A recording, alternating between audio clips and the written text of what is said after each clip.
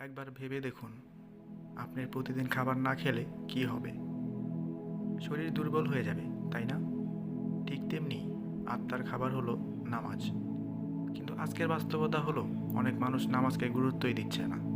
আজকের এই ভিডিওতে আমরা জানব নামাজ ত্যাগ করলে একজন মানুষের জীবনে কী কী ভয়াবহ প্রভাব পড়ে।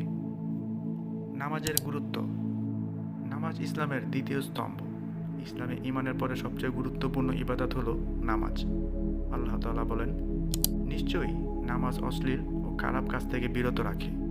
অর্থাৎ নামাজ শুধু রুটিন নয়, এটি একজন মানুষকে পরিবর্তন করার শক্তি রাখে। রাসূলুল্লাহ সাল্লাল্লাহু আলাইহি সাল্লাম বলেছেন, নামাজ হলো মুসলিম ও কাফেরদের মধ্যে পার্থক্যকারী। নামাজ ছাড়ার শুরু। কেউ হঠাৎ করেই নামাজ ছাড়ে না, এটা ধীরে ধীরে হয়। প্রথমে এক ওয়াক্ত বলে পরে পড়ব, তারপর অভ্যাস হয়ে যায়। একসময় সে পুরোপুরি নামাজ ছেড়ে দেয়। আর শয়তান এটাই চায়, কারণ নামাজ ছেড়ে দিলে মানুষ সহজেই গুনাহের দিকে চলে যায়। দুনিয়াবী প্রভাব। নামাজ ত্যাগ করলেই অনেকেই অনুভব করে মানসিক অশান্তি, মনে শান্তি থাকে না, সবসময় অস্থিরতা কাজ করে। বরকত কমে যাওয়া। টাকা আয় হলেও শান্তি থাকে না, গুনাহের দিকে ঝোঁক। ছোট ছোট গুনাহ বড় বড় অভ্যাসে পরিণত হয়। লক্ষ্যহীন জীবন, জীবনের উদ্দেশ্য হারিয়ে যায়। আখিরাতের ভয়।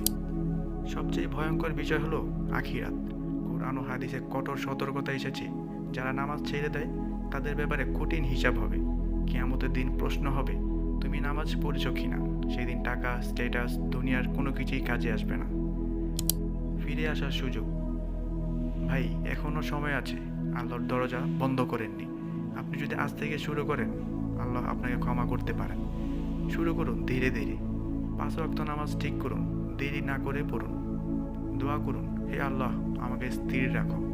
জীবন খুব ছোট, আজ আছি, কাল নাও থাকতে পারি। তাই দেরি না করে আজই নামাজ শুরু করুন।